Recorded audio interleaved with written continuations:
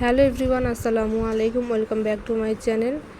সকালে কেমন আছেন বন্ধুরা? আশা করছি সবাই ভালো আছেন। আপনাদের দোয়া ও ভালোবাসায় আমরাও ভালো আছি, আলহামদুলিল্লাহ। তো আজকে সকাল সকাল ভিডিওটি শুরু করলাম।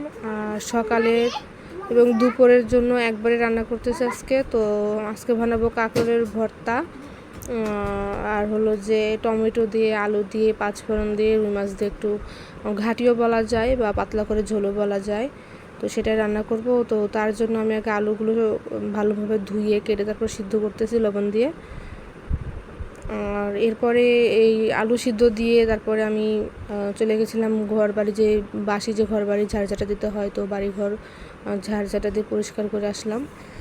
আর এগুলো হলো আলু সিদ্ধ করা শেষ হয়ে গেছে। আলুগুলো খোসা থেকে ছাড়িয়ে তারপরে আলুগুলো ভালোভাবে হাতের মাধ্যমে চটকে চটকে নিব। আর এই রান্নাটার সবচাইতে ভালো লাগে পাঁচফোড়ন দিয়ে ঝোল করা হয়, যার জন্য খুব ভালো লাগে। আর এর মধ্যে সাইফানের বাবা বাজার থেকে চলে এসেছে, সে আজকে তেলাপিয়া মাছ নিয়ে আসছে। তো রান্না করার পর মাছগুলো কাটতে হবে। আর সকালবেলা একটু কাজের চাপ থাকে, কেননা ছোট বাচ্চা আছে, তাকে খাওয়ানোর একটা সময় মতো খাওয়ানোর একটা ব্যাপার আছে। আর এই তো আমি চুলাতে পাঁচফোড়ন দিয়ে তার মধ্যে পেঁয়াজ কাঁচামরিচ দিয়ে দিলাম। তো এখন এর মধ্যে আস্তে আস্তে হলুদের গুঁড়া, লবণ, তারপরে মরিচের গুঁড়া, এগুলো দিয়ে ভালোভাবে কষিয়ে তারপরে এর মধ্যে আলুগুলো ঢেলে নিয়ে কষিয়ে এই তরকারিটা রান্না করব। আর এই তরকারিটা রান্না করতে পারতো আমার দাদি। ওনার হাতের এই তরকারিটা যখন রান্না করতো, বাড়িতে একটা ফ্লেভার বের হতো, পাঁচফোড়নের যে একটা ফ্লেভার, সেই ফ্লেভারটা। আর আমার দাদির হাতের রান্নার মধ্যে সবচেয়ে ভালো ছিল যে বিচিওয়ালা যে সিমগুলো আছে, সেই সিমগুলো দিয়ে যে একটা ঘাটি টাইপের করতো সেটা। আর হলো যে এইসব তরকারি, আর শুটকির যে ভর্তা বা শুটকির যে রেসিপিগুলো আছে, এগুলো আমার দাদি খুব ভালোভাবে রান্না করতো। তো উনি তো মারা গেছেন, সবাই তার জন্য দোয়া করবেন, আল্লাহ যেন তাকে জান্নাত নসিব করেন। আর এই তো বন্ধুরা, আমার মশলাগুলো কষিয়ে তার মধ্যে আমি আলু যে সিদ্ধ করে রেখেছিলাম, চটকে রেখেছিলাম, সেই আলুগুলো দিয়ে দিলাম। আর এগুলো কষানোর পরে আমি ঝোল দিয়ে দিব, তারপরে আমি টমেটো দিব।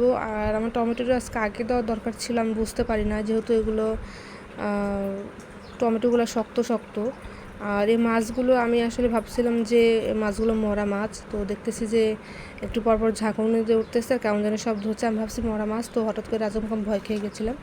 তারপর দেখি যে মাছগুলো তাজা। আর কাটতে গিয়ে অনেক প্যারায় পড়ে গিয়েছিলাম।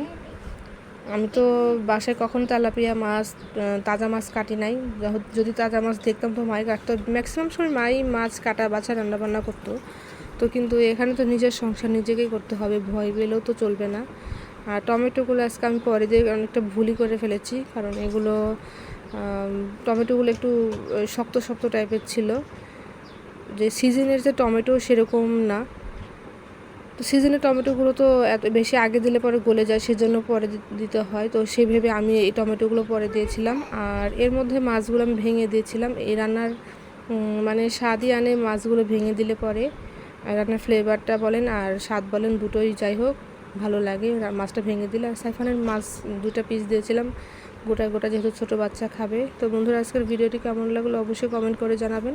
আর যারা যারা এখন এই ধরনের রান্না খাননি, অবশ্যই রান্না করে দেখবেন, আশা করছি ভালো লাগবে। তো সবাই ভালো থাকবেন, আল্লাহ হাফেজ।